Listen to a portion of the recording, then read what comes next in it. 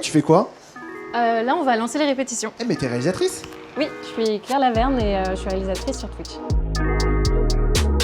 Claire, c'est quoi le truc devant toi? Ça s'appelle un intercom dans lequel je parle notamment à mes cadreurs pour leur dire les axes de vue et les mouvements à faire. Et après, je vais parler au reste des équipes des différents postes à qui j'ai besoin de parler. Ça veut dire quoi être réalisatrice? Être réalisatrice, c'est mettre en image une émission de manière originale, esthétique et cohérente. Sur quel type de projet tu travailles habituellement? Différentes émissions Twitch, notamment Popcorn et Zen. Beaucoup de spectacles aussi, des défilés de mode pour la Fashion Week et d'autres projets encore. Est-ce que t'as une petite anecdote sur le Zen à Bercy? Disons que c'était très compliqué comme journée, c'était hyper chargé. Et en gros, on s'est retrouvés à avoir répété que un tiers du show. Et les deux autres tiers, on les a fait en freestyle impro, quoi. Quand tu réalises une émission, t'as carte blanche. Je peux proposer un peu toutes mes envies. Mais après, c'est une discussion qui s'ensuit avec le créateur de contenu, avec sa production, avec l'équipe éditoriale.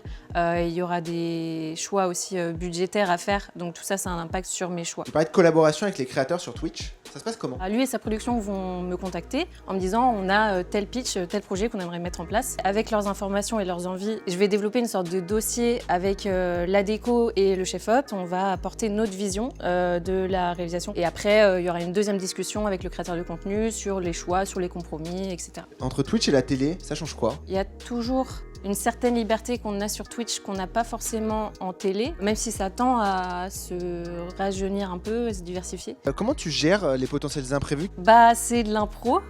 Souvent, ils sont là pour rire et pour déconner, donc ça part dans tous les sens. Et c'est là qu'il faut que moi, j'arrive à gérer mes cadreurs pour leur dire où se mettre, quoi capter, pour qu'on ait bien toutes les informations et que ça soit lisible pour le spectateur. Et qu'est-ce qui t'a donné envie de faire ce métier?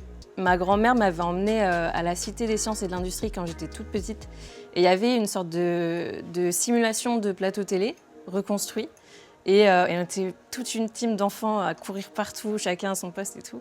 Et moi, j'étais en régie et j'ai trop aimé. Et en fait, c'était plus le truc d'être tous ensemble, chacun à son poste, et on crée quelque chose, et une sorte de fourmilière comme ça que j'ai un peu gardé en tête. Est-ce qu'aujourd'hui, il y a un peu des tendances de réal? Je pense qu'il y a des tendances de réal, ouais. Les introductions où on traverse une ville en motion design, et après, hop, on arrive dans la vidéo, ça, il y en a énormément. Et après, sur Twitch, je vois qu'il y a beaucoup de crash zoom, de choses, on va aller sur un visage comme ça pour montrer le côté instantané de l'émission. Une troisième tendance, c'est les rires en régie, qu'il y a énormément en ce moment. Lorsque t'es en tournage, c'est quoi la phrase que t'as marre d'entendre tout le temps? Quand on est encore en train de préparer, de monter les cams et tout, du coup les plans sont pas faits. Et très souvent, il y a le client qui va venir derrière et qui va me dire mais rassurez-moi là, c'est pas fini là.